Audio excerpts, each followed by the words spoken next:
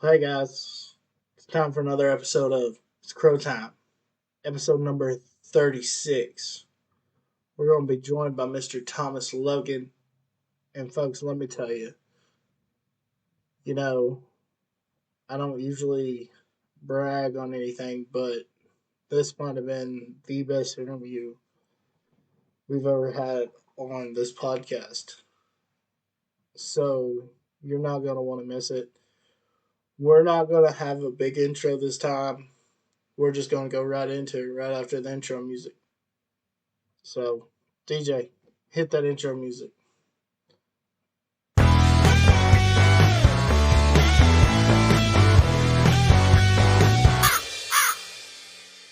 And joining me now is going to be Mr. Thomas Logan. Is it Thomas Sell or Logan? So my stage name is Thomas Logan, but all my friends call me Logan or Bub. You can call me either. Just don't call me asshole. All right, Sons of Sinners. What's up, man? How you doing? Doing all right, man. How about yourself? I'm doing just fine. Just chilling. Dude, the wind has been crazy here. I don't know about down there, but it's been crazy here. I'm outside smoking right now, and it's pretty bad. Yeah, dude, it's been crazy. Like, I hear it outside right now, and it's just freaking just howling. Oh, man. So, what is the story of Thomas Logan? So, Thomas Logan. So, it all starts back with my granddad, my people. He had 6 kids and taught himself how to play guitar at an early age, about 8 years old. And he really instilled music in all of us. My dad can sing and play guitar. My uncle Chris plays guitar. My aunts can sing. It's on the Judds. And then on my mom's side, my grandpa, he can write like nobody's business. When my grandmother played the mandolin, my mom could sing and play piano. So I've always been around music. Wow. I've just never really pursued it much myself until the day my granddad passed away. It was pretty much before I graduated high school. And I told myself, I should probably start doing something with this. But I never really believed in myself enough to pursue it until, I'd say, February 2020. I was getting drunk in my garage because nothing else better to do. I was in there getting sad and drunk, listening to Merle Haggard. And I was like, it's time I started doing some shit.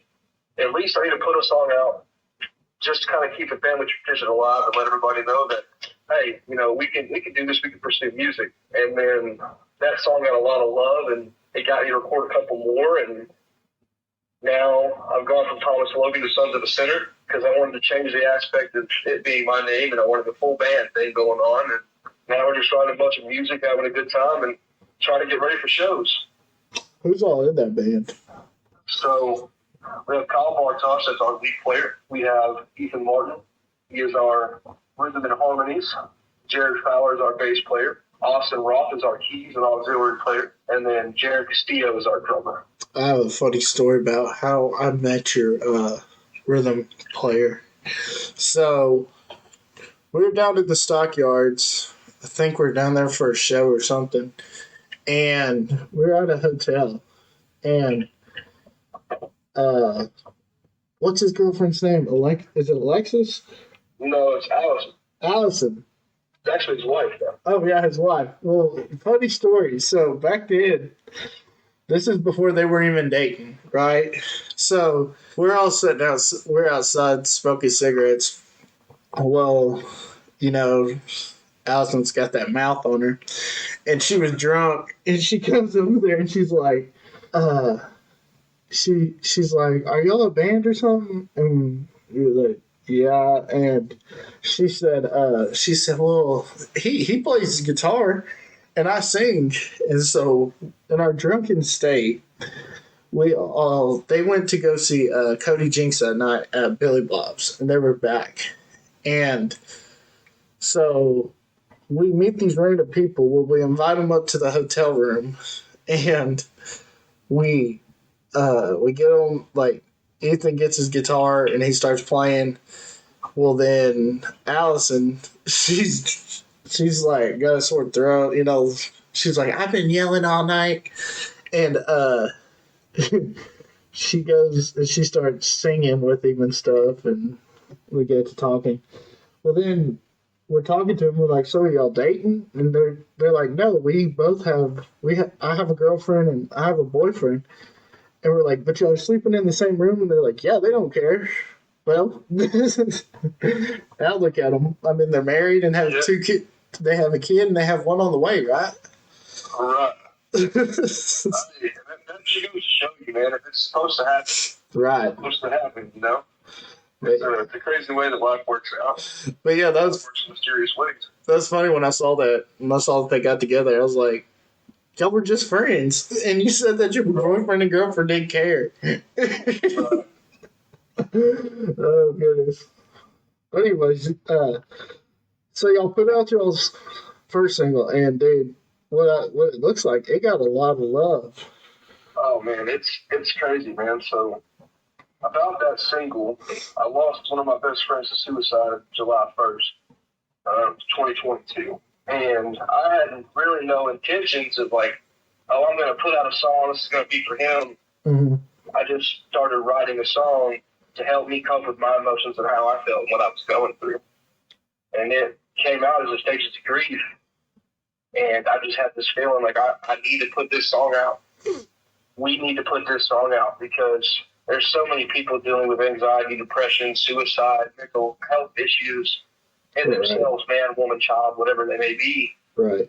Like somebody needs to hear that it's okay not to be okay. Mm-hmm. There's other people going through it, and we're still here. We can all get through it together. So we worked as fast as we could to make sure that we got the song out. And we could have put it out way earlier than we did, but we decided to put it out on Josh's birthday because that meant the most to me.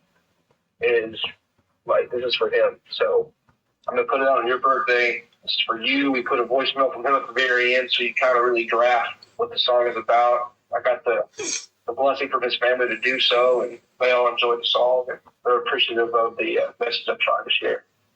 Right. I understand that, buddy. I know what you feel like. I had a buddy that I lost to suicide a couple of years ago, so yeah, I understand. I know what you're going through, man. But one breath, one step, one day at a time. That's all I can tell anybody and everybody. That's how to live, you know. Don't worry about tomorrow, worry about today. Yes, sir. Today, and then we'll conquer tomorrow when tomorrow comes. That's right.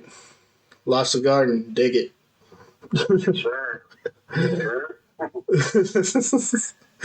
Oh, goodness. So, you got a nice little side project going with, just keeps you busy, huh? With old Texas Heritage Clothing. Tell us a little bit about that. So I initially started that in 2020 as well, but I started that as in hopes to fund my music. So I thought that Texas Heritage would grow a lot faster than it has, and that Texas Heritage would be funneling money into my music. Well, it turns out it looks like it's going to be the other way around. It looks like, you know, my music is going to carry Texas Heritage, which I'm very appreciative of because Texas Heritage has gotten me a lot of contacts and a lot of people in my life that I never would have had without it. Yeah, it's definitely badass looking. I was looking at some stuff the other day. I'm probably going to get me some stuff. And I saw you got old Cody backing you with old Lone Star. Yeah, CH Lone Star promo. Heck yeah. Funny thing is, I got with them before they really blew up. Yeah. Cody and my cousin Josh Finey are very close. They're like best friends. They're gonna do everything together. Mm-hmm. Like Cody does raps now. He rapped my cousin's vehicle first. Like, so my cousin got us in connections and was like, hey, this is the guy. So I've really kind of been with them. I don't want to say from the ground up, but since they built the shop, I was one of the first clients that they really started making stuff for. Yeah, I've only been out there one time, and I hit him up about something, and he's like, well, I really don't deal with it anymore. He said, I let my team deal with it. I was like, okay. Yeah, he got to that point in life, man. But yeah, I was contacting him and his, at the time, girlfriend directly for all my orders, and now I go through this like tree of people contacting what I need. Yeah. Which, you know, growth is crazy for him. I think they have like a 300% increase. Yeah, I think when I did my hats, I talked to Megan. That's who I dealt with. But yeah, you gotta talk to Megan, but then you Venmo Haley. Yes, yeah, I Venmo Cody still. I just Venmo Cody, like invoice, 1048, whatever. Right. Yeah. Yeah. But they did a great job. I wish I think I have one hat left, but yeah, those things. I mean, they turned out perfect. If you want to talk about quality, you talk about CH Lone Star promo. Yeah.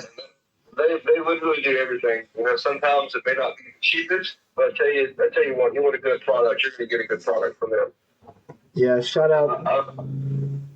I've had some stuff happen in the past where things messed up and they got the stuff back from the customer and sent it back out within reasonable time. So yeah, I really appreciated that. And they're real affordable with the website and everything. Oh yeah, they run my website right now. I'm actually talking to my graphic designer Jonathan Blackmore about once I get the money about revamping my website. Make it a little more approachable, a little more user friendly. Yeah, well, shout out to Cody and all them people that work at Lone Star Promos out there in Aubrey. Go hit them up. They'll make your stuff look good. But yeah, so you said your aunt played with the Judds? That's awesome. No, they sound like the Judds. Oh, sound like the Judds. All of my aunts sing together. You would think the Judds were singing, dude. It's crazy. That's crazy, man. So you just so I'm guessing you just stayed at just picking and everything until you decided that you said after your grandpa died you wanted to put something out. That's awesome, man. Yeah, and I decided to put my first song out, which is Things I Don't Say. It's I put it out on his birthday because that was the only song I really intended to put out. I didn't really intend on putting further songs out and making a career of it. It was just hey, we're going to put this out. We're going to pretty much show everybody that you can do something if you put your mind to it. Right. And that was really what it was for. And like I said, now it's blossomed into what it is. That song was played, I think, 4 or 5 weddings that year. Oh, wow. I got invited to several weddings and got to watch people get married and have their first dance to a song that I wrote, so that was very special. That's awesome, man. That's awesome. That's the cool thing about songwriting, in my opinion, is me personally, not being a songwriter, but I can just imagine, when, say you're somewhere and you hear that song, over the loudspeaker or something, or somebody's playing it on a jukebox, I just imagine that just brings you to tears because that's your baby. I mean, it's surreal, man. That's awesome, man. And I tell everybody, I am a songwriter, but I really don't write songs. Mm-hmm. I write about my life and those around me, and because I like to feel music personally. Mm-hmm. Like 3 Days Grace's album 1X, saved my life. I felt that during one of the roughest times of my life, and if I could be that for somebody else, that's what that's what means the most to me. So the things I don't say was the things I don't say to the woman I love, because it was so hard for me to express myself as a man. And then the highway God in me was about how everybody thought that I had all this money and I was successful or becoming successful because I had a song on the radio, I had a clothing brand, but in reality, at the end of the day, it was just me, highway, and God, and I was still broke and I was still chasing my dreams. Mm-hmm. And then Beers in the Chest was just about how I can't control myself drinking with my friends. I literally wrote that song leaving Rob Brooks' house in Granbury on my way back to Waxahachie. And then I called my producer the next day. We got all into contact. We wrote the song out. And then I'm not sure a lot of people know this, so I'll let it be known now. Beers in the Chest, I actually had the pleasure of having Cody Johnson's band play the instruments on that. So Jake Mears, Jody, Joey, and Harrison Yon, they played the instruments on that song, which was a surreal moment for me because I learned everything from my family as far as music and a lot of that. Mm-hmm. But I learned how to control my voice by listening to Cody Johnson for 10 years. Right. And so it was just like a full circle moment for me. Now, you grew up in Waxahachie, right? Yes, sir. Okay. What year did you graduate from there? I graduated in 2012. 2012. Yeah, I'm almost 30. Well, I'm almost there. I graduated in 14, so I'll be 27 this year. 27. Gotcha. Yeah. I was a young pup, having that birthday in July, The young, I wasn't the youngest in the class, but I was damn near it. Right. So what are The crazy thing about Waxahachie is, like I said, like me and Kane and Bryce are friends. Mhm. Me and Kane and Bryce grew up together. We graduated in the same class. Mhm. And there was a guy named Logan Bowers who was also in our class. He played on the drum line. He was actually the drummer for William Clark Green. Okay, yeah. So, I met him. It's pretty cool. We got a bunch of guys coming out of Waxahachie around this area. Some guys you might not have heard of, like Alex Engelhardt, Eric Marion, Jimmy Zapata. Ethan himself is an artist in his own right. Like, there's so much talent around here. It's crazy, man. Yeah, like I said, when I met Ethan, he was still with the damn Tech. Well, I guess he was the front man for the damn Texans. Right. Yeah, but yeah, Ethan, that dude could sing. Golly. Dude, I'm telling you, when me and him hit harmonies together, Oh my gosh.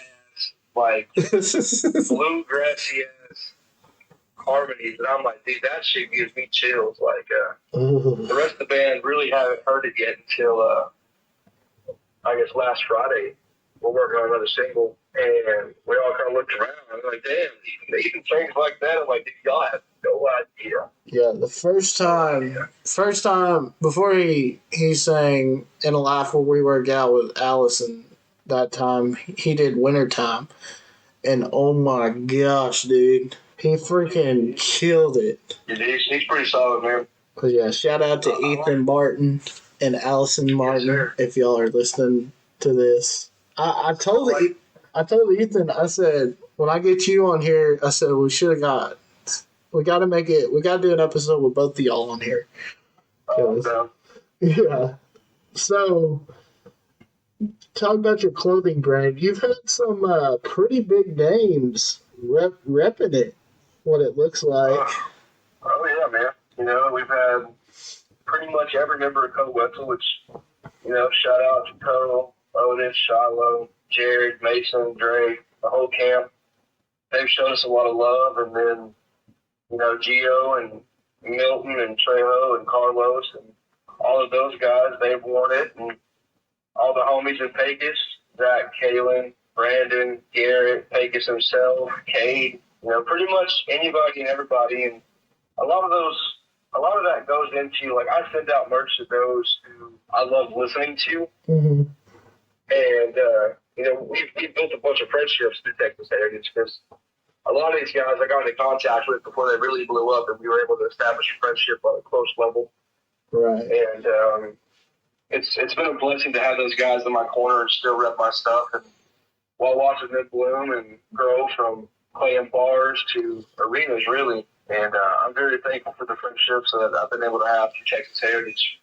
Yeah, yeah, man, we're trying to grow the brand, and I'm trying to just get it anywhere and everywhere. Like right now, I'm talking about getting Logan Janky some merch, with Bowman. I just gave all the homies in Dilla Wheeler a bunch of merch on Saturday when they put Silver Saloon. Shout out, my homie Brock and Dylan and all those guys in that camp. Hell yeah, Brock. Dude, hey, I'm going to tell you right now, I love all these bands that I just mentioned. Uh-huh. Brock and Kyle have the best guitar harmonies in the entire fucking scene. And I will tell everybody that to their face because it's just beautiful. Dude. Camp, they're so talented. Brandon's one of the best bass players. Dee's one of the best drummers. Everybody's so damn talented, man. So I knew Brock back when he was with Holly Beth and everything. And we became really good buddies. And he kept telling me when I saw that he was with Dylan Wheeler, I was like, dude, I gotta catch a show. I gotta catch a show. He's like, yeah, come out, man, come out. We'll hang out and stuff. Well, I went to the I went to the Dickies show, the Co show at Dickies, not knowing that Dylan Wheeler was opening. And dude, I was blown away. Oh my gosh. I told my wife, I looked at her, I said, I just want to go see Dylan Wheeler now. I was like, golly, that dude. Dude, that guy's up next. I keep telling him every time I see him, dude, please just don't like never like doubt yourself. I know obviously you're playing for a living, but like you're up next. You're gonna be up there with Coe and all these guys. Oh, dude, Not he just opening is. up for Coe. Like the vocals are unmatched, the band is unmatched, the hang is unmatched. Very good camp to be around. But yeah, I mean, that whole, well, it seems like back at, people don't realize this, but dude, there are so many gems that have come out of that Granbury, like, area, you know. It's honestly the Granbury area right now, and like East Texas. Like Yes. Coe's from I think Coe's from like Pittsburgh. I think it's, Pittsburgh, I think. Pecos is from Paris / Giannis, and then Dylan's from Edgewood. And then Colby's from like Anderson County. So all of that around there. Yeah, I think there's a scene there. There's a scene in Granbury. Yeah. And that's why I'm really trying to build a scene here in the Ellis County, like North Central Texas area. Dude, I'm surprised y'all don't have a scene because isn't when it comes to Texas, geographically incorrect usually because I'm from Oklahoma originally. But isn't Maypearl close to there? Yeah, Maypearl is about 15 minutes south of me. And Maypearl, they have a pretty big venue, don't they? They did. It just caught on fire a couple months ago after the Cody West show. And it's not. What? Yeah. That's wild. Directly after the Cody West show, but like, I mean, that man probably did like the stage on fire. He's fucking talented. Oh, dude, he's awesome, and he's a cool guy too. All them guys are. But I just really want to develop a scene around here, Because Mm-hmm. I have the mindset of like, there's room enough for everybody at the table. Same with Texas Heritage, like. Right. Everybody thinks you're against everybody in the scene. In reality, I'm friends with a lot of people who are my competitors. Right. Like me and Shay from Rowdy Hand, like that's my homie. I keep telling him all the time, like, you're like my long lost brother, I swear to God. Like, there is no me versus you, it's us versus like the world, you know what I mean? Right. That's like as soon as I can get artists on board with that idea, I think we'll be able to have a scene around here. Dude, that's like we went to this songwriting competition in Abilene for Outlaws and Legends. You know that big festival they got? Yeah. And we were sitting there and met like Ox Martin, Tanner Sparks, people like that. And we were sitting there talking to Ox, and I got to the end, and he was like, now here's the crappy part. Because it's like, you're competing, but you're building relationships. Right. Like, I mean, this is what I like about our scene, like, the genre in general. I mean, you can get guys like that are like big as Coetzel and stuff, and then you can get guys that, are like just now starting out, and every one of them are so like, so generous, like, you can be buddies with them and stuff, and I don't know, it's just, it's more, it's not a genre. I tell people it's more like a family. That's it. That's what I tell everybody. I'm like, everybody's like, oh, Texas country this, red dirt this. I'm like, dude, y'all don't even understand. Right. It's not that anymore. It's the Texas music scene. Everybody falls under this umbrella now because Gio was doing country, Coe was doing country. Mm-hmm. Now Gio's like alternative rock, which I'm super happy with. That shit's so tight. Yeah. And then Coe is doing this like Texas rock and roll, and he's honestly changed the scene himself quite a bit. Well, What they're doing. I think he's going back. This next album's supposed to be the country record, and dude, I saw where he was riding with Randy and Wade Bowen and Randy Rogers. That's Sonic Ranch. Yeah, I was like, dude, this has got me pumped. I'm excited because Cole is really paving the way. Because, like, for me, my thought is, like, we're a band. We're going to put out whatever we want to put out. It doesn't have to solely be, this. And that's what Cole is doing. Cole is... Yes, he is. We don't have to be what you want me to be. We're going to be what we want to be, and we're going to put it out regardless of what you say. Because this is our music. This is what we want to do. This is our idea. And, he just jumped on a song with Kodak Black. Yeah. Like... Who would have thought? like, fuck you, I'm going to do what I want. And that's the mentality we all need to have to kind of, give the middle finger to these record labels and say, no, like, you can bag us or whatever, but we're still going to put out what we want to put out. Yeah. And I think he's voicing that pretty good.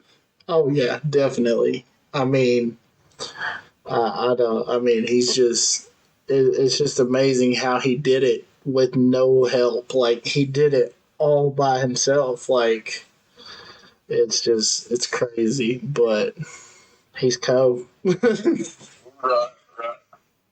He'll definitely, if you could make a new Mount Rushmore, like, of, say, like, when we're all, old and gray, if you could do it, if, like, the future does a Mount Rushmore, I think it's going to be Coe, Whiskey Myers,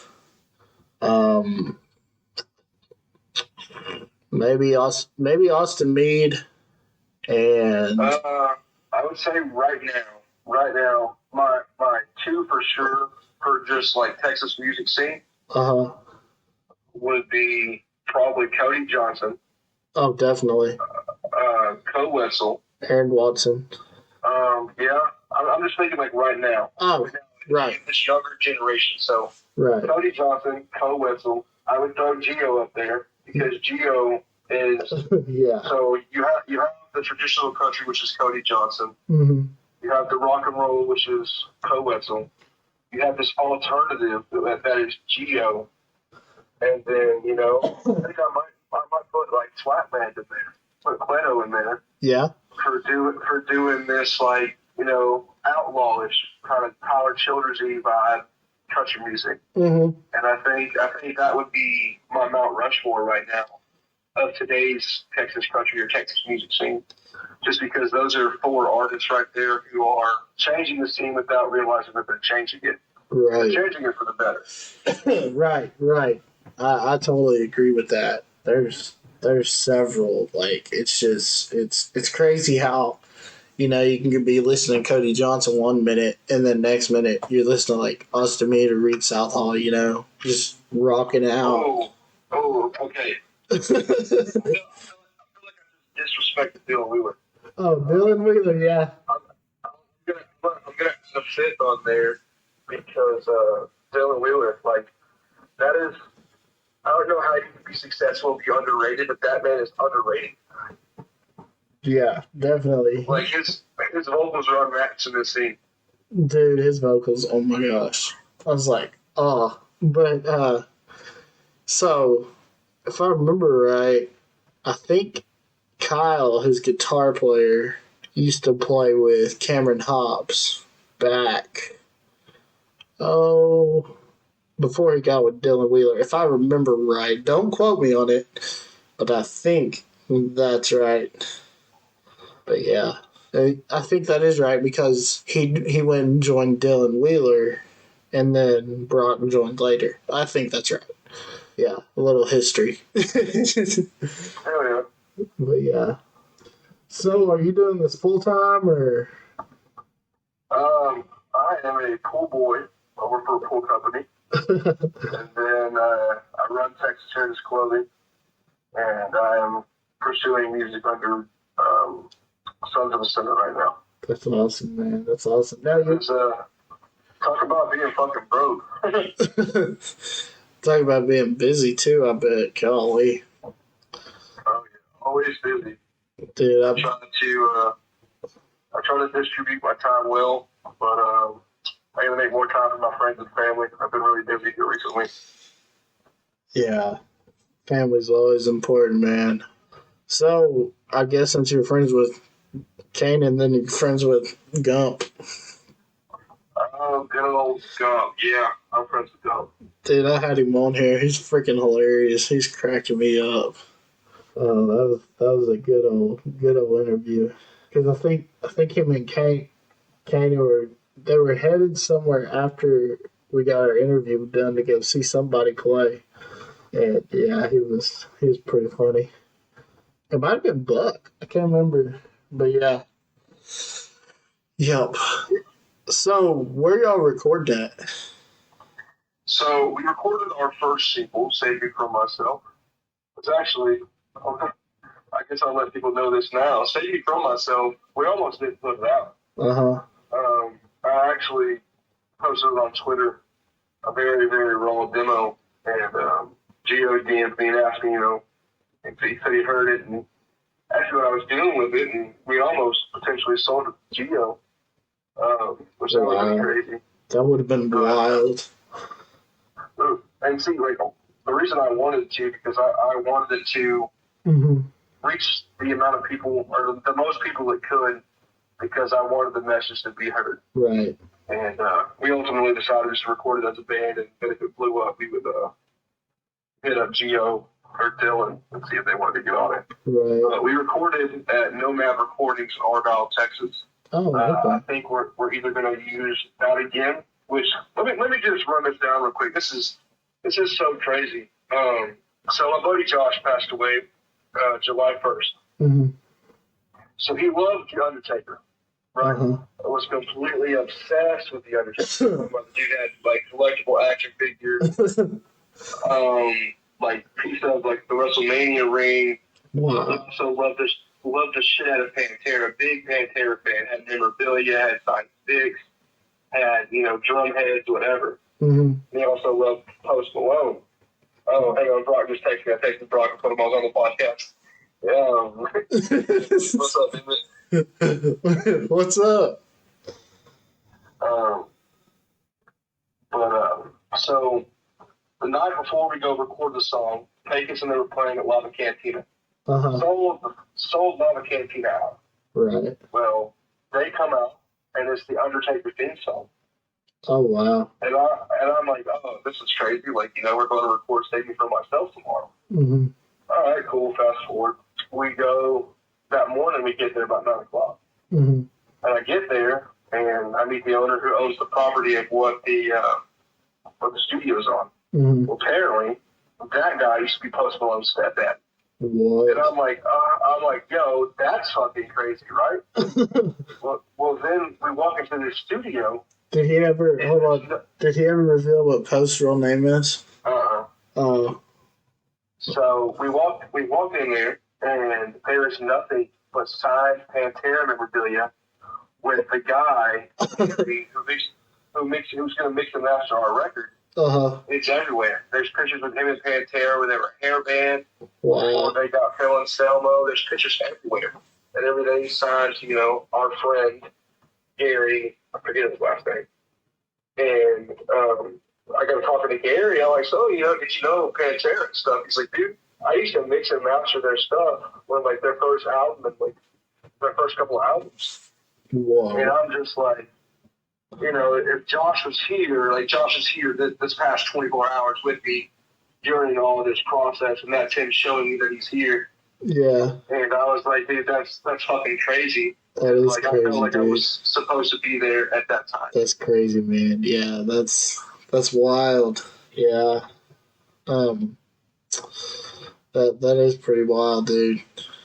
The other studio we're considering using is Red Dirt Recording with Jude Martinez. Jude Martinez actually recorded my first 3 singles under Thomas Logan, and he's located in Grand Prairie 360. Oh yeah. He does really, really good work too. Sweet, man. That's awesome though. I mean, That's funny. I bet you when you found out, you're like, Josh, you motherfucker. No, literally, dude. So, like, I don't know how spiritual you are. I'm about to openly talk about this. Can't do that. It's probably because I actually did end up smoking. I'm a little high right now. Hey, you're good, bro. But I had a psychic medium thing happen because, like, one of my friends had it happen, right? Mm-hmm. And they told me that Josh was worried about me. So I went and had one done and had a bunch of things clarified for me. And he, in fact, pretty much told me that he was there the whole time the song was being written and all kinds of stuff. And I was like, you see, motherfucker, I knew you were there, you asshole. Right. Well, what was that experience like going to a psychic? At first that was bullshit, but then she was asking me questions that nobody knew the answer to. Yeah. Like she asked me about chicken nuggets, right? Yeah. Well, Josh was obsessed with just chicken nuggets. Motherfucker loved chicken nuggets, dude. But she didn't know that I was getting a tattoo on my leg, on my thigh, of a chicken nugget for Josh in remembrance of him. Right. And then she asked me, she was like, he's saying something about stars. Is there something that with stars that means something to you? And there's a quote from a movie that forever holds a place in my heart, and that's from The Knight's Tale. Heath Ledger says, "A man can change his stars," and that's what I've kind of lived by. Like, my family name means to me, we're hardworking, beer drinking, weed smoking motherfuckers. Like, I want to change my name as far as like, right. All we know is working hard. I want us to know a better life with music and other things.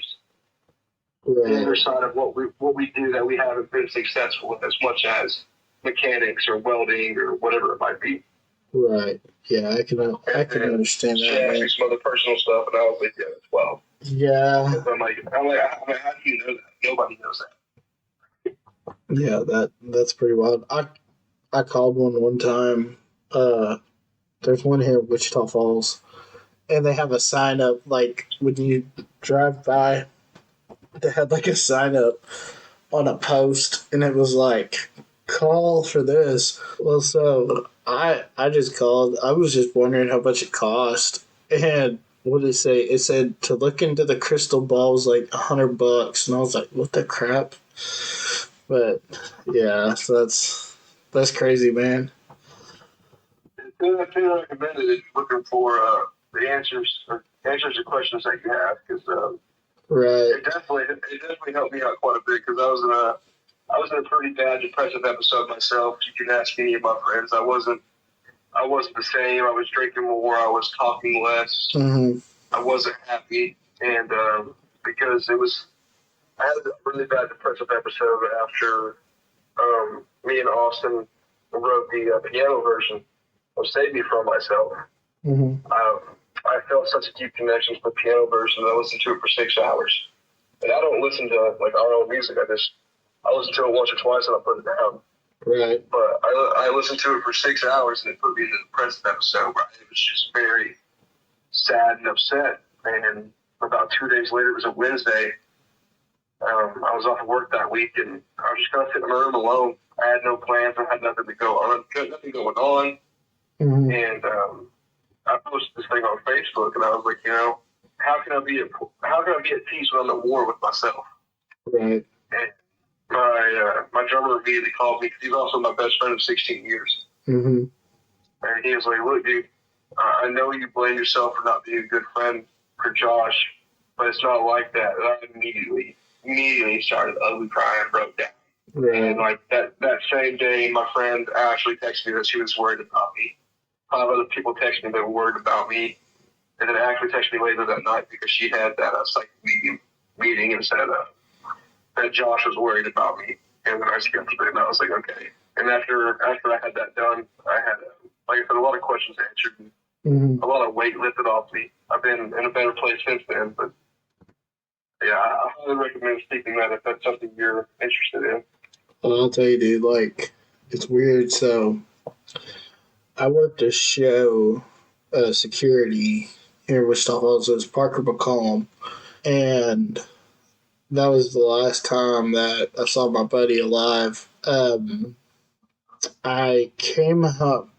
I was sitting at home, and I got a call from this guy, which I knew him, but I had talked to him like years, and he was like, "Hey, dude," he said, "I just want to let you know that Trey shot himself this morning." And I was like, "You're kidding?" He's like, "No," he said, "I was letting you know because I know that you were really good friends with him and stuff." And yeah, dude, I couldn't believe it. And yeah, like you, dude, it's like when something like that happens, you're almost, you. I mean, human nature. We want to know the answers. We want answers, and Right. yeah, it's just. Dude, I made myself sick. So, unfortunately, I've lost 11 people since I was 18 years old. Mm-hmm. 7 of them being to suicide. Josh being the closest one. I've known Josh since I was 4 years old. So at the time, it was 24 years. Me and Josh were best friends growing up, best friends throughout high school. Like, he would stay at my house. If he ran away from his house, it was coming to my house. we wore the same size shoes, shirts, had the same interest in women, and we had just rekindled our friendship after a pretty big argument. And so I had a lot of things left unsaid. A lot of I love yous and I'm sorry's. Right. And I woke up one morning and his mom posted on Facebook, pray for my family, and so did his daughter's babysitter. And I'm thinking something happened to his grandma. Uh-huh. So, I'm blowing his phone up, nobody's answering. I blew his mom's phone up, she didn't answer. I messaged the babysitter on Facebook, and she called me. She said, Josh passed away. And I'm still trying to drive to work at this moment. Like, I'm like, fuck it, I have to go to work. Nobody's going to do my job, so I got to go to work. Right. And so, my roommate now, I called him and told him. He told me to turn my ass around and get home. And I was like, oh, I got to work. Dude, I was driving every 10 minutes, getting under my truck, driving and crying, trying to throw up. And then, the hardest part of it all for me was, I had to call all of our friends. Yeah. I had to tell all of our friends, And that shit really sucked. But, now, 7, 8 months later, I'm making sure that, I tell my friends that I love them and my family that I love them. But I'm here for them. And, Josh had a daughter. She just turned 5 in December. Mm. And that's my little best friend now. She is a spitting image of him. She acts like him, talks like him, which is not necessarily a good thing. She keeps the memory alive, and right. I make sure I do for her what I did for him. Right. Last weekend we actually just put feathers in her hair because she wanted Uncle Bub to have a feather in his hair, just like her. So, I'm not going to tell a 5-year-old no when she right. You paint your fingernails and put something in your hair. Right, exactly. And I want to apologize. I didn't mean to make this go down a sad route, but oh, dude, you're good, bro. You're good. Mental health is a real thing, and suicide is a real thing, and it's something that needs to be discussed about amongst men. Yes. Just let everybody know that it's okay not to be okay. It's okay to be behind on bills. It's life, especially now. Right. Whether you're a man, a woman, or an adult, or whatever you identify as, it's okay not to be okay. You can lean on your loved ones. You can lean on your friends. Right. You can call the suicide hotline 988. You can go to the hospital and tell them you need help. Mm-hmm. This is my message. This is Sons of a Sinner's message. It's okay not to be okay. We're going to be here. If you ever catch us at a show, feel free to come say hi, come talk to us. If you want to seek help, we will help you find help. I mean, hell, I'll give you my personal phone number and contact. So at any given time of the night you want to call me, I'm here for you. We're all here for you. Right. But that message, bro, I feel, I'm sorry to interrupt. Talking about all this, and you're talking about how you found out and stuff. So, about a week before Christmas, me and my wife made the long trip up to see her dad and stepmom and grandparents in Nebraska, and went through it, everything. It's snowing like crazy up there. So Monday morning rolls around, and it's the week of Christmas. This is Christmas was Sunday, and So Monday morning rolls around, and we get going down the road. Well, I mean, it's like icy and crap outside, so I drove half the way, and then my wife took over. We switched. Well, it was about, it was early. It was about, we had just like got almost, they live over by Omaha, and we got like almost maybe, we had been gone for like 30 minutes. Well, the phone service wasn't really good. Well, my mom calls, and she's like being like hysterical, and I'm like, she keeps telling my wife, say, can y'all pull over? Can you pull over? And I'm like, there's nowhere for us to pull over really, because I mean we're just driving on a highway. Well, finally we get pulled over, and she said, and she won't tell me, and she just keeps like she's bawling, dude. And then she tells me that my cousin had a car wreck and he didn't make it, and that it must have like just happened because his mom called my mom and told her and stuff.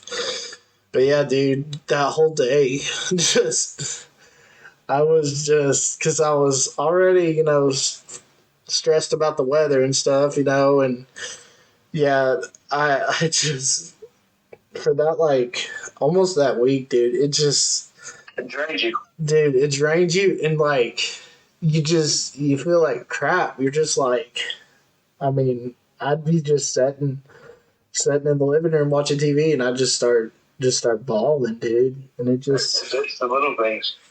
It smells, video games, certain places you eat, certain things you do. yeah, You start to think about, memories and everything. The last time I was over here was with you, Right. Last time I did this or whatever. We just gotta hold on to those memories, man. Right. And he's like, and he was, I mean, me and him were so close because his birthday was January 20th and mine's July 3rd. So we've always been close, and it just, I mean, it was tough. But yeah, so I know and then like I said, I lost my buddy to suicide couple years ago. So yeah, I know how you feel, man. That's a good thing. Man, this interview turned out this was a really good. Man, like I said, man, I get talking, and I'm not afraid to talk about real subjects, and I'm not afraid to, let you know who I am and, what I deal with and what I walk through on a day-to-day basis. Right. I feel like being transparent, being open with everybody, and being real, it not necessarily gets you further, but, like, people learn to understand you more. Right. Right. Like why you may write a certain way, why you write songs a certain way, why you do certain things. Because, like, you never know what a person's walking through, so a simple smile or a handshake or a hug can do a lot for somebody. And this, I mean, somebody could be listening to this, and they could, like, I mean, it could, not saying it could save their life, but, I mean, it could. It could put them in a different perspective. Right. Yeah. Absolutely. Yeah, not saying... Like I said, I felt like God was telling me it was time to, talk about the message of, suicide and mental health, and that needed to be touched on, because any platform is a platform, whether that's TikTok, Instagram, any form of social media or a podcast. So any time is the right time to talk about it. Definitely. And like you said, I too believe in the Almighty. And so yeah, man, you were good with sharing all that. Yeah. Thanks for sharing all that, man. That was really good. Absolutely. I'm just really glad I did it without crying. Dude, that's like, you had... That was the hard part. Well, when you started talking about all that, I started thinking about Cooper, and I was like, oh my gosh. And then I'm like, I've never cried on a podcast before, but It'll get you in your feels. The first one that I did, I cried because I was talking with my grandpa and shit. Nah, like I said, me and the guy got a little drunk, and I was like, oh, now I'm crying. I'm crying in the club. It's being recorded. What podcast was that? I do not remember, honestly. I think I saw. It doesn't anymore, but you can search Thomas Logan and podcast. It'll pull up on that. Weren't you on one? Because I saw one on TikTok, and I thought you like the highlights, and I thought you were on there. No, I've only ever done one. This is my second podcast I've ever done. Which honestly, I feel a lot more comfortable with this one than the first one. Right. Normally, you think of like, oh, it's scripted. Is there questions what you say? Right. And obviously, I'm just letting it fly today. That's what people like. My brother would tell me. He'd be like, you need to come up with a script and ask them because you take a little bit too much pauses. And I'm like, yeah. So that's when I was like, okay. I was breaking it down. I was like, I know what I'm going to ask him. I know what I'm going to ask him about the clothing. And right. But then God had other plans for You just have to have key points, Right. Topics to discuss, and that's how you kind of go along with it. And because I've actually thought about starting my own podcast, and doing it with the friends that I have that are musicians and business owners and stuff like that. Right. But that's another business endeavor that I can't afford right now. So, dude, I got lucky. So when I started out, I had like you're saying, you had an iPad.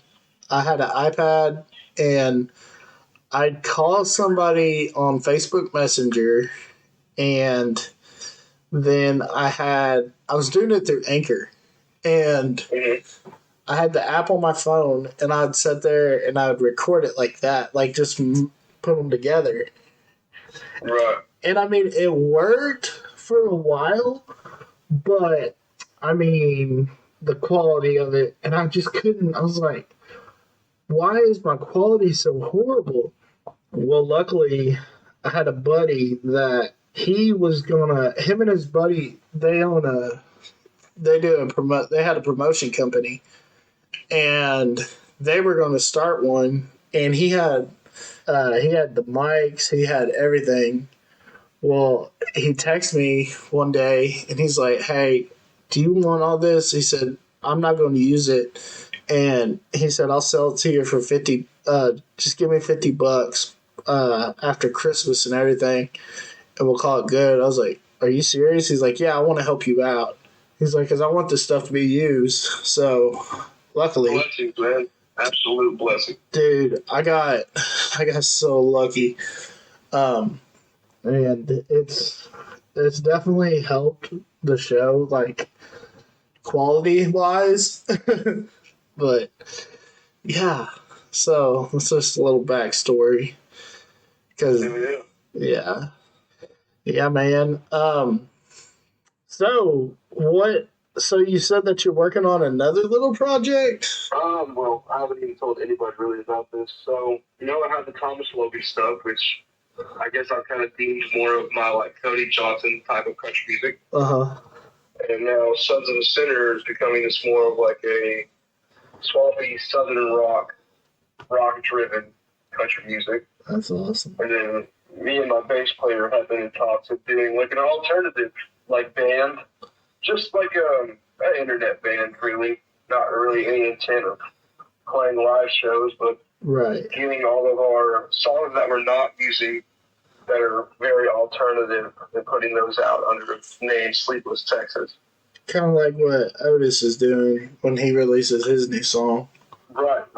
And that's just kind of been an idea in the back of our head that we're flirting with. But right now, Sons of a Sinner is my main focus.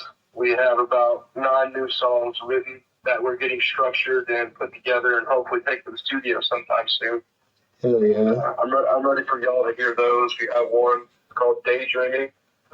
It's about dreaming about something you can't have or a girl that you're missing, your girlfriend, your boyfriend, whatever. And then the newest one, me and Ethan Martin wrote together, is called Until I Disappear. It's about a couple years ago. Like I told you earlier in the podcast that I got drunk and felt bad for myself in the garage. Well, I ended up writing a song about it. And it's about addictions and struggle with alcohol, and how I was losing myself, and I was watching myself disappear, becoming somebody that I didn't recognize. That's awesome, man. Dude, I just got an idea for a video for that Daydreaming song. Mm-hmm. So you say you're a pool boy, right? Yeah. Okay, so let me set the scene, right? Okay, so you walk up and y'all hire like some actress, some girl to be like just use like a house or something, and just be like knock on the door, and you know how like most pool boy videos go. Yeah. Well, like show what happens afterwards when the pool boy leaves, and then there's Daydreaming right there, man. I think you're pretty tired. Gotta run by the parents, see how they feel about it. Dude, I think she gotta be cute though. Yeah. Well, Pecos got who? Pecos got what? Alexis Texas in his? Yeah, dude. I was with them afterwards. Like the week after. They played a show at Cane Brass. I forgot where they're at. And at the time, my drummer was playing for him, and like I said, it's my best friend, and Kenny's one of my best friends, so I'm gonna go support him. And they were telling us all about it, and I'm like, dude, that's gonna be the first video that I ever finished with Alexis Texas in it. And that shit was pretty funny. And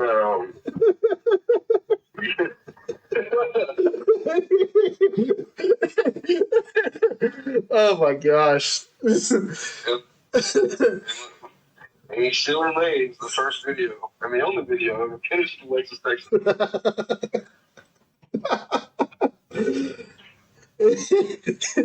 Hold on a second. Oh my gosh. I want to take that and put it on TikTok. Dude, that's like that's like comedy gold right there, man. You need to sell that shit to some comedian. Yeah, that shit was great. They were showing me like a lot of the guys had like Polaroid pictures with her. I'm like, that's dope, That's kind of cool. How many people can say you had a porn star in your music video? Right. Not a lot. I think Gio might be the only person that I think would do that, other than Pecos. Well, not Pecos now. Pecos is married and changed man. God bless him and his wife for that. And that's what I kept thinking. I was like, what does his wife think about this? But Jay's good people. Good people. Obviously. Well, that was way before her. So. Oh, that was way before her? Oh, yeah. I thought it was like, he was with her when that happened. No, they've been together for about 2.5 years now, I think. Oh, yeah. Yeah. But no, because I probably wouldn't have flown them. They were together. Gio had, what was that? He had some actress in his video. I don't know, but I was with the two. Were you in that video? No. Oh, I was about to say. If I was in that video, I'd be one ecstatic motherfucker. I'd be sharing that thing everywhere. Hey, Mom, look at me here. Oh, that's a proud mom moment right there. I think what I heard, he shot that up at Lipan at the school. Yeah, that's where he's from, I'm pretty sure. Yeah, I think that's what I heard, that they shot it like in the school and everything. But dude, no, you should get that. You should get in contact with Co about getting that midget stripper. And I don't know about all of that. Get her to play that freaking part. You can pay her $50 to go up on you. No. Some Ajax ain't gonna wash off right there. Turpentine won't even get that shit off. Hell no. Not even one of those magic erasers. I was watching that. I was like, what the crap is this? But, oh, man. That was a funny video. Of course, you got Jake in there also. Murphy. He's freaking what's crazy is Jake Murphy's either from Palmer or Paris, which is from around my parts. Really? And, yeah, and I didn't realize that until here recently. My friend Ashley is really good friends with him, and she was over there at a baby shower with Co, and I was like, "No, what the hell is going on here?" And apparently, him and Co were roommates in college.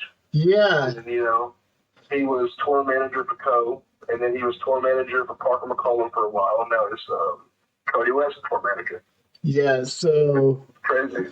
Yeah, so I met Jake just through social media, but I actually had him on here. Like, back in the grungy days of this podcast, the cringy days when it sucked ass, I had him on here. And, dude, he did his whole interview in a freaking cow costume. It was awesome because it was Halloween. And,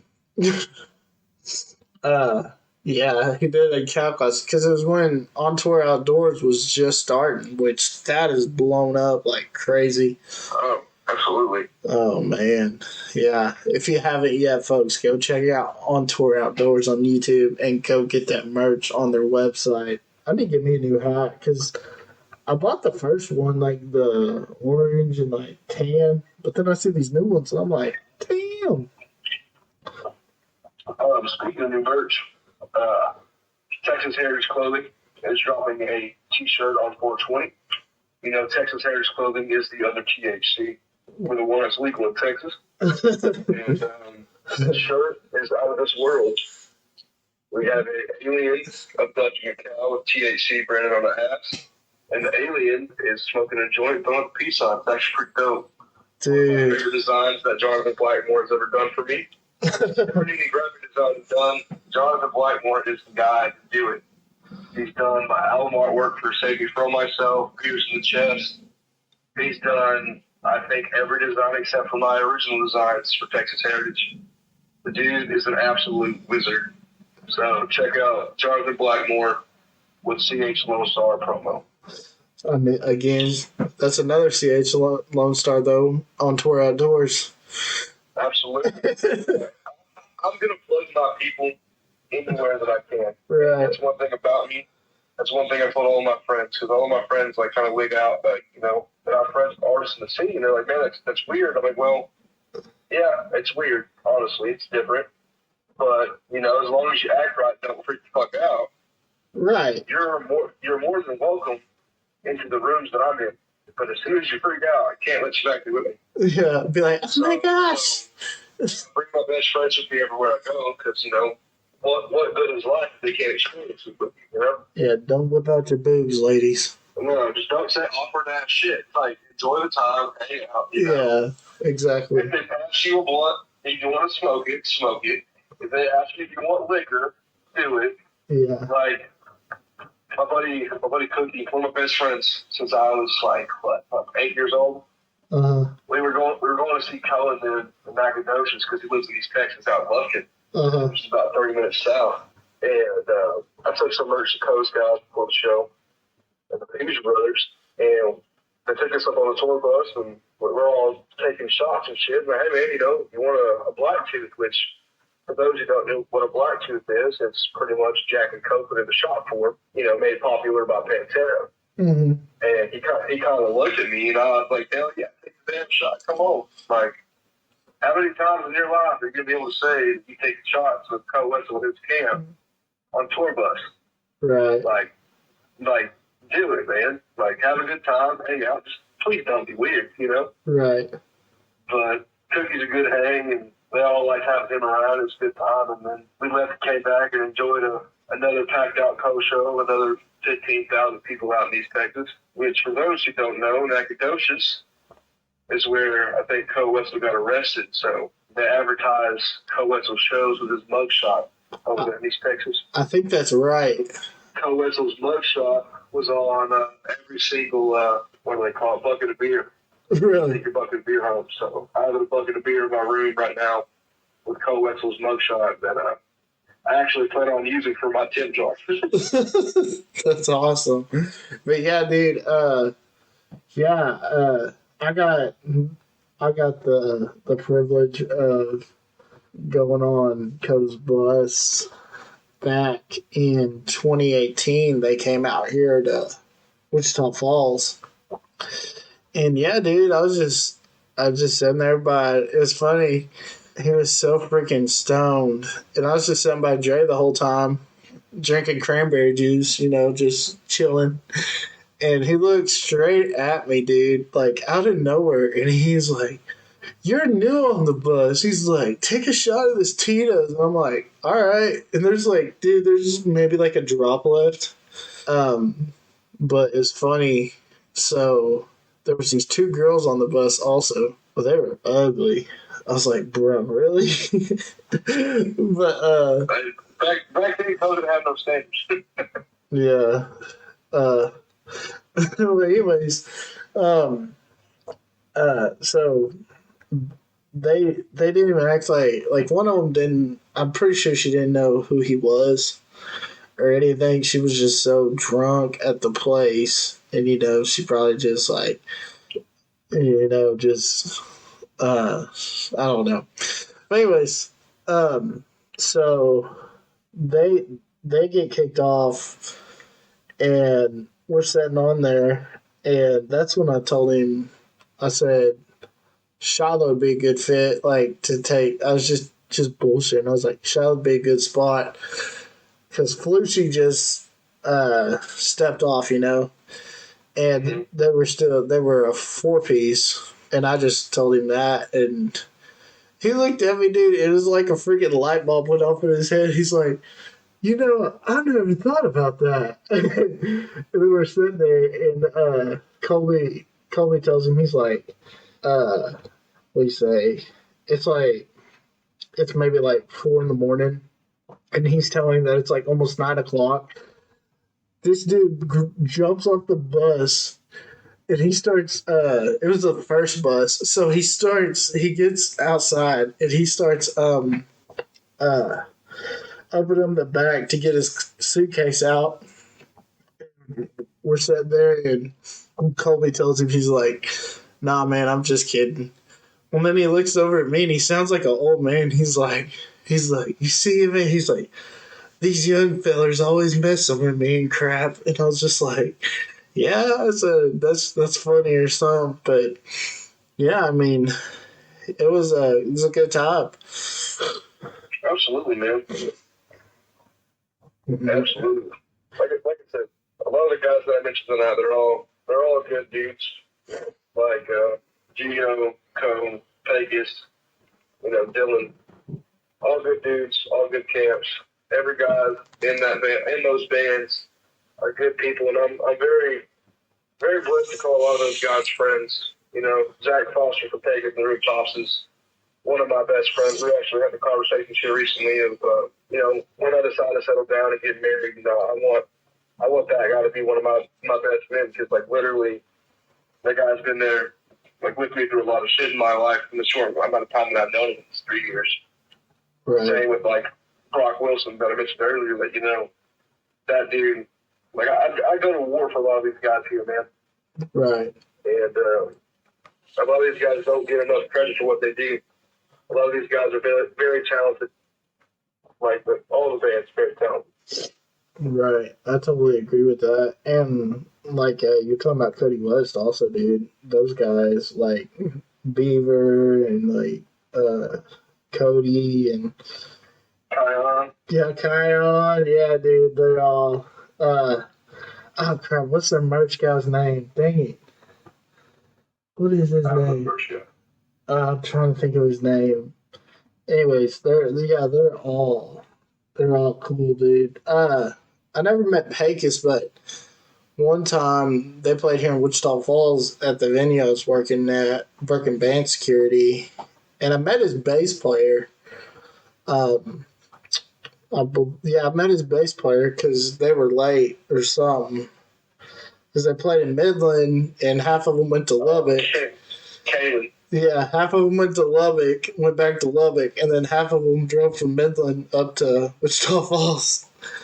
So, funny story. Not funny. I don't know if I'm allowed to say this.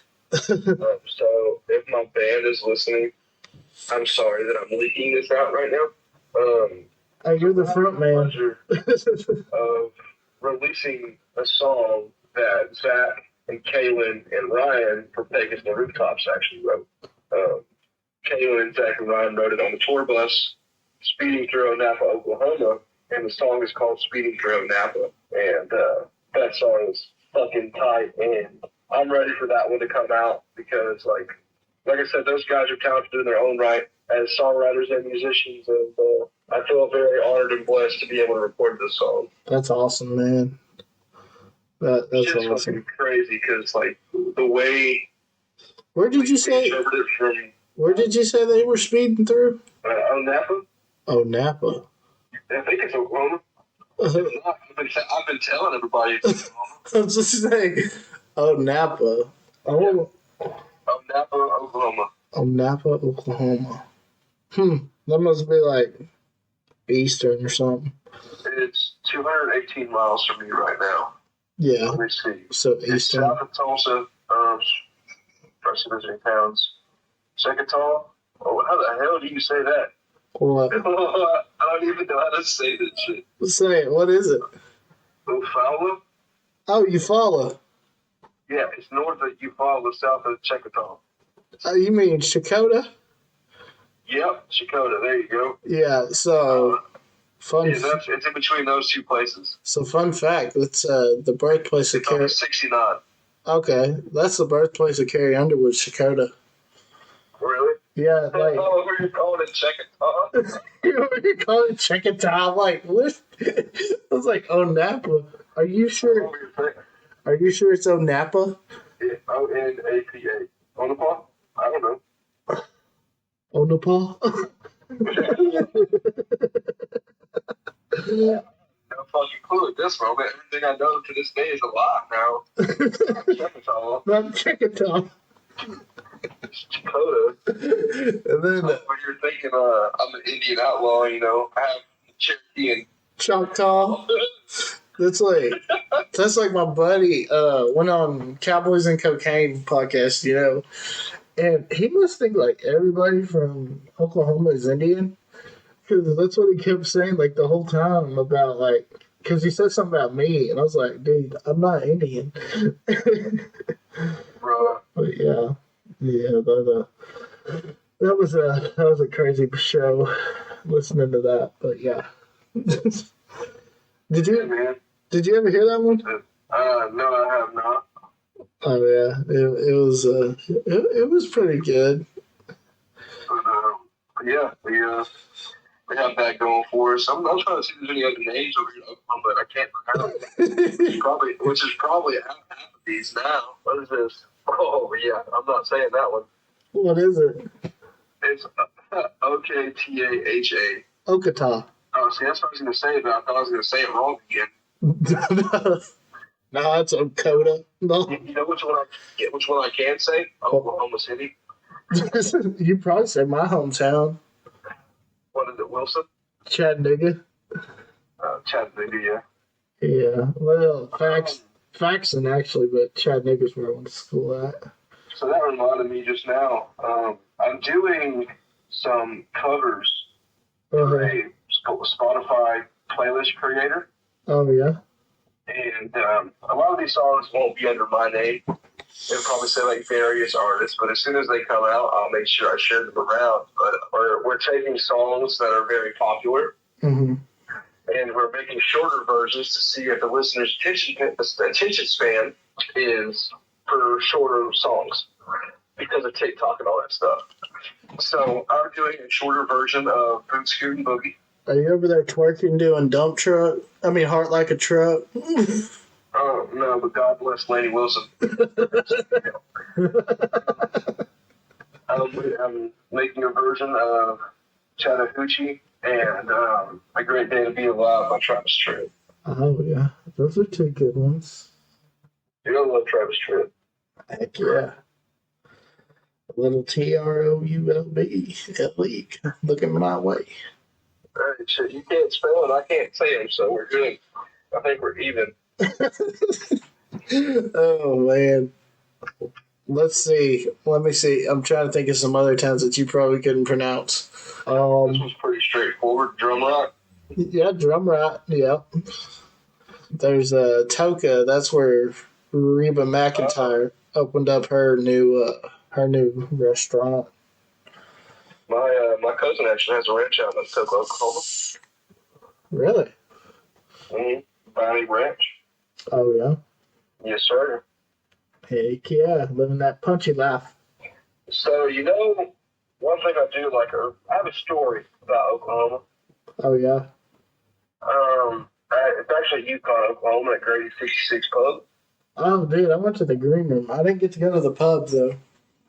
Um, I was selling merch for Future Brothers Uh huh. last year for about 6 months, and we stopped off over there, had a show, and my last name is Sell, so God given right, I'm a salesman by birth, Right. so I'm selling pretty good that night. This cute girl over here to my left buying the grapes. Well, this lady walks up and she's like, how much do you want for the shirt off your back? And I'm wearing my Brooks Dunn like retro T-shirt that I just got. I fucking love it. Yeah. And I don't know. So she comes back 5 minutes later. What is it going to take for me to buy that shirt off your back? And I'm like, $50 in the shop. She's like, okay, there's $50. Boom, drop it on the table. Dang. Take your shirt off. And I'm like, huh, take my shirt off. Do the truffle shuffle. Girls like start chanting to take my shirt off. So I take my shirt off. The other girls are hooping and hollering. Keep in mind, I'm a thick boy. I got a stepdad bod going on, and so I quickly turn around and just grab a random shirt that's my size and put it on, and she buys it and proceeds to add me on Facebook and all these things, and like puts my shirt on over her shirt. That shit was wild to me. And I'm like, yo, what the fuck just happened? I just sold the shirt off my back in Yukon, Oklahoma. You ever write a song about that? Yeah, I know. We call it shirt off my back. Shirt off my back. Yukon, Oklahoma. But the green room at Yukon, Oklahoma is probably the dopest spot. Because me and, Kyle Bartosh, my now guitar player, we were thumbing through that thing, dude. The bullshit part was he was finding all the good records. Yeah. Like I was like thumbing through, but didn't go far enough. So he found like a Bad Company record, a Boston record, and like a Dirty Honey record. And I'm like, you're a dick. Like I found Merle Haggard and like Waylon Jennings and like Willie Nelson, but like you're finding these really good rock records, and I'm pretty jealous right now. Dude, I went to this place in Fort Worth. Where was that at? Oh. Probably that Texas, that artist's place. No, this was like. There's one here and one in Nashville. This was talking about record shops. It was a record shop. What was the name of it? Crap. My wife found it like by accident, and we went in there. Dude, oh my gosh, it was awesome. I think I got 4 that day.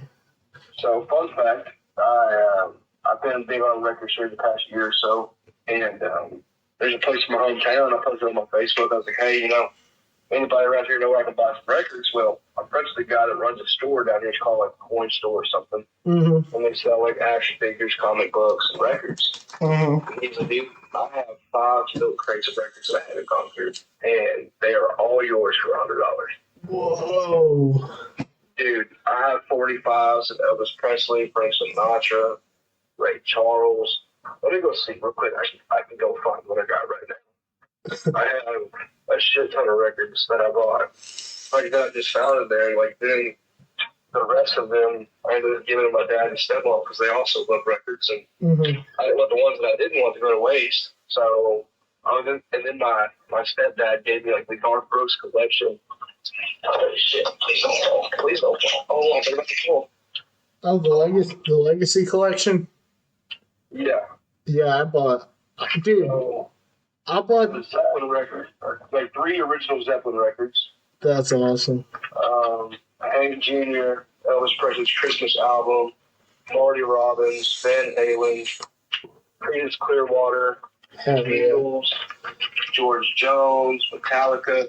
And I'm like, man, do you not know how much shit that I have found here? Yeah. Like, easily, all of these records that is more than $100. I'm like, and they all work. Like, I ended up calling him back, and I'm like, dude, let me know if you have anything else you want me to buy, because I'll buy them all. Just don't look at them. Yeah, dude, that's awesome, man. I was gonna say something. What was that? We were talking about records. Uh, I've got I got big into it, and of course I bought like all. I wish Co would put out Noise Complaint on vinyl, but Oh, dude, Gio just dropped his other records available on, I saw that. which I actually got the self-titled record. I bought one for me and my dad the day it dropped. Oh yeah, They had special editions that were like a light blue with like pink speckle. yeah, And Gio and the guys actually all signed it for me. that's And awesome. I gave it to my dad for Christmas. That's And like awesome. my dad didn't even know who Gio was at the time. I just knew my dad was enjoying their music. He was like, "Yo, this shit's tight." And I'm like, "I've been trying to tell you, dude." I My got dad's very like he's like an old head, you know. right. Merle Haggard and Merle Haggard and Willie Nelson wrote the Bible, you know. Yeah, And so when I started putting them on, the guys that I was friends with, the music that I enjoyed, we started really digging into it. Like my dad loves Pecos and loves Geo, and I'm kind of getting him into the new shit, and he's just kind of stuck in his ways. But yeah, there's just something to me that a record just sounds better, man. Like if you can get an original record from Elvis Presley, or like an original Metallica, or like what I'm searching for right now is I'm searching for a Pantera record. I want a Cowboys from Hell record. oh yeah, And there's just something that's so special and so different about listening to something that they potentially could have fucked up, you know? right. That's like you were talking about. You got that Legacy collection, dude. I bought that. Strangest place you could buy a record. I bought that at a Dollar General. Hell yeah. The whole collection. Like it came with like 3 CDs, but yeah, it had I think there's 5 Garth Brooks records. And see, my stepdad just out of the blue, he's like, I've been having this for a while. And, you just told me you like records. So I'm like, this thing ain't even open yet. Like, Yeah. and for me, like Garth Brooks, I fucking love Garth Brooks. Everybody can say what they want about it, but like, the dance or rodeo, or as a kid, I loved Two Pina Coladas. I didn't know Captain Morgan was an alcohol at the time, but I wanted to be Captain Morgan. I told my dad I wanted to stand still with Captain Morgan. And he would just black his ass off at me. But now I understand. And, now I am setting still with Captain Morgan. Dude, what did I see? Where did I see it at? I saw a it's Ragway Garage record. And I was like, oh my gosh, I gotta have this. But then I saw it was at another shop somewhere, I think it was in Lawton. This guy had a record, and it said, this is 17 and up. And it was David Allen Coe, and it was all them adult songs that he came out with. And I was like, oh my gosh, I gotta get this. But it was like $50. I was like, God. That's what I felt about. They had this record that plays the corn shop I was telling you about. Uh-huh. And like, I'm not the biggest Beatles fan, but like I like the Beatles. And there's a bunch of songs I like on there. Like there's a song called "Do It the Road," which is fucking hilarious. Yeah. And I'm like, I really want this record, but I'm like, son of a bitch, I can't bring myself to spend $40 on a record that's older than I am. And like not knowing the quality, if it's gonna work or not. Like I'm not taking that $40 gamble. Right. I'll buy $100 with fucking 200 records, not knowing. That's a gamble I'll take. And Right. shit. Dude, I bought this one. I used to go. We have a place here in Wichita. Before we got a record shop now, but before we had it, there was a mercantile, and I found it by accident. There was records downstairs. We go upstairs, and there's just a ton more records. Dude, I found a Leonard Skinner. See, that's another one that I want so bad. Dude, it was awesome. I found Leonard Skinner. I wanted Charlie Daniels, but I could not find a freaking Charlie Daniels. What is that? There was what was the other one? I found one. Me and my wife, our song is "Forever and Ever Amen," and I found it that day, like one day, and I was like, I gotta get this. I want the Leonard Skinner Street Survivors album. This one is like the one from '77. That was their last album with Ronnie Van Zant. this one's kind of like it's got. I'll have to go look. It's got like it's. I don't know if it's a greatest hits one. I mean, it's not like like a cheap ass one. Like it's like vintage, but it's got like a bunch of songs. Did it have three? I think it had three records in it. But I got a Hank Williams singer. Yes, that's the original guy that got me into country music. Like, a fun fact, I was obsessed with Elvis Presley, I think, when he was junior as a kid.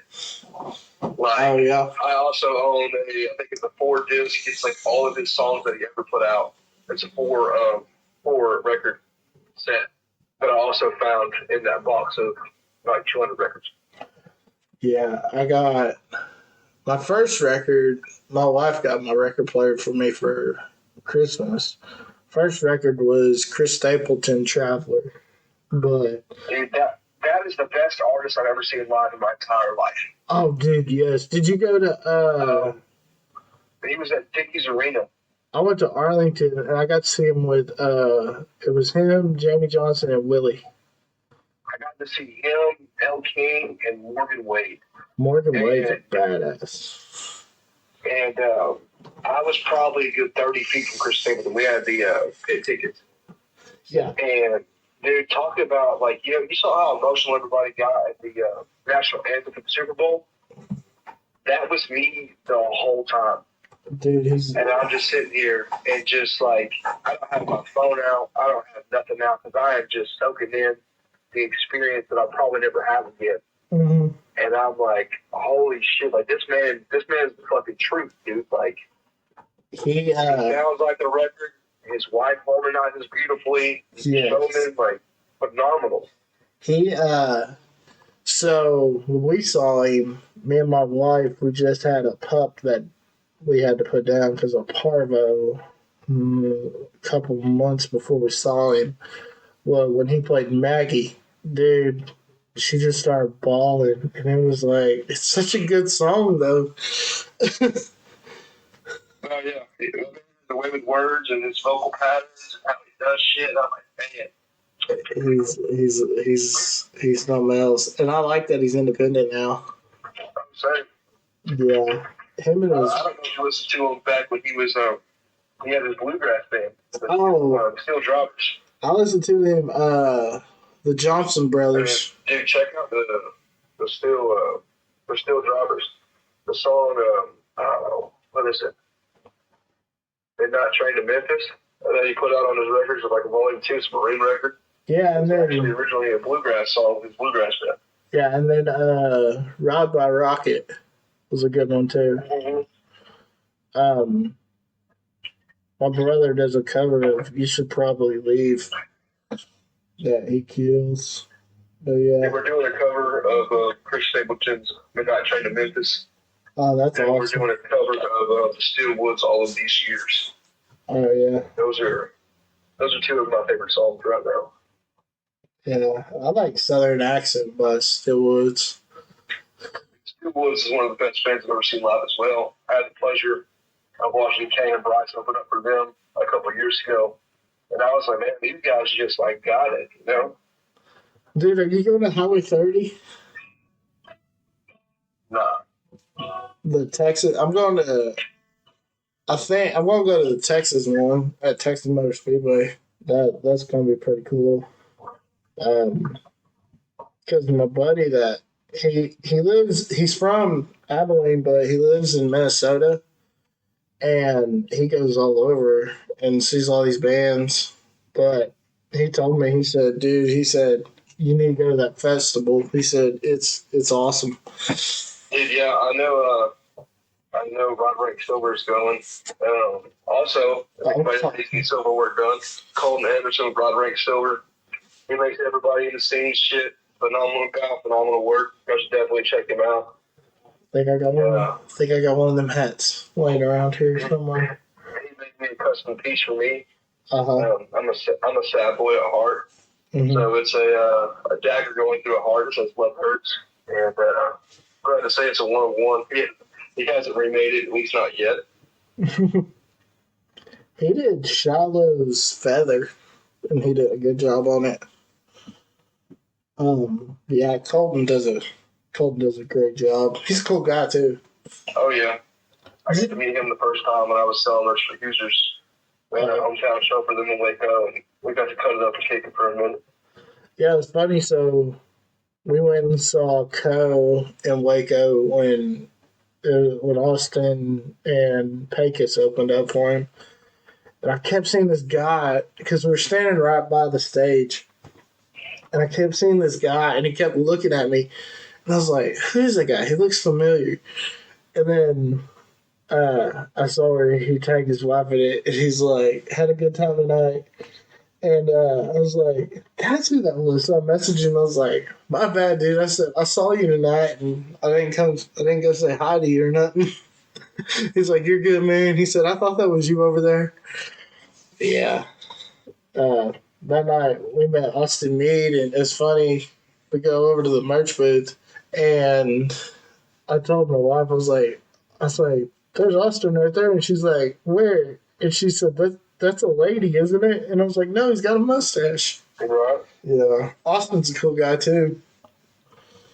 Oh goodness. So, buddy, where can people find y'all at?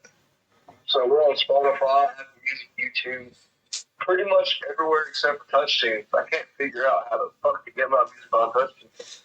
I think it's the distribution. Yeah, I think I heard I got to go through TouchTunes itself. I have to apply through them directly, which is crazy. Yeah. Because you pay a yearly installment for your song to be on all these platforms, and I'm like, when I click everywhere, I kind of expect it to be everywhere, but I'm grateful for the places that it is and people that are streaming it. So that's like, you can find us anywhere. We're on even Snapchat music to Instagram music. We're on TikTok. You can use our sounds there. And like I said, we have several more songs coming out soon. I'm not exactly sure how soon, but I know we're working on several right now. We want to get tightened up, take to the studio, and we have that piano version that I really want to get out to y'all pretty soon. It changes the whole dynamic of the song from a rock and roll song to, letting you really feel what the song's supposed to be about. And that's mental health awareness. And again, if you or someone you know are feeling like harming yourself, you can contact either me or Emmett here, or you can contact the suicide hotline, which is 988. And if you really feel like you're in a bad spot, call 911. There's people out there that want to hear from you, want to talk to you, and want to see you tomorrow. So let's plan on seeing you tomorrow and hearing from you tomorrow. Yeah, God's got bigger plans for y'all. Absolutely. Yeah. Also, open up the Bible if you feel like you're down in the dumps. Absolutely. Yeah. But it was definitely a pleasure you having me on here, man. I'm very thankful for that, for the opportunity. Thanks for the words and the conversation. I hope I didn't stray off topic too much here. I like to talk. Anybody you talk to about me or knows me, tell you I don't shut the fuck up. So you're good, man. It was definitely a good time, man. We're definitely gonna have to do it again. Next time we're gonna have to get Ethan on here. Dude, I'm down. I'm busy, but I'm down. Yeah. But, where can we find this podcast and when can we expect it out, man? So you can find this on Spotify. You can find it on Apple Podcasts. You can find it on YouTube. Depending on it should. I'll have it finished by tonight. So it should be ready by tomorrow sometime, or it might be instant. It just varies. With this new software that I use. But yeah, it'll be out there. Where can these people get, if they want to rock this, we've been talking about this THC, Texas Heritage clothing. If they want to order a new lid or get some new threads, where can they get that at? So you can either go to TexasHeritageClothing.com or you can go to my Twitter, which hang on, let me pull up my Twitter real quick. You can go to my Twitter, which my Twitter is Thomas Logan THC, and I have it there in my bio. You can go to Texas_Heritage_ on Instagram. There's a link there in our bio. You can go to Texas Heritage Clothing on Facebook. We're there. You know, we have over 30 different hats, over 20 different T-shirts, hoodies, beanies, laser engraved cups, koozies, and stickers. Whatever you want, we got it. If we don't got it, we'll give it. That was pretty damn smooth. That was pretty smooth. Well, thanks for joining again, man, and I'll talk to you soon, man. Absolutely, brother. Much love. Thanks for having me on here. No problem. All right, buddy. Bye. Folks, I think that's going to do it for this episode of It's Crow Time. I want to thank Mr. Thomas Logan for coming on and sharing with us. What a great interview. You know, I say that every show, but truly, that was, wow. That'll definitely put tears in your eyes. But we want to thank you all for tuning in. Go check out Sons of Sinners on Apple Music, Spotify, wherever you get your music. Go give them a like on Facebook. Go give them a follow on Instagram. And make sure you go get you some new threads from TexasHeritageClothing.com. Also, get you a hat while you're there. Or get you a sticker. Go get something. Unfortunately, we weren't able to hear from Uncle Gordy on this episode. We'll have to put it on the next episode. With that being said, folks, we'll see you right here, same time, same place, for It's Crow Time. See ya.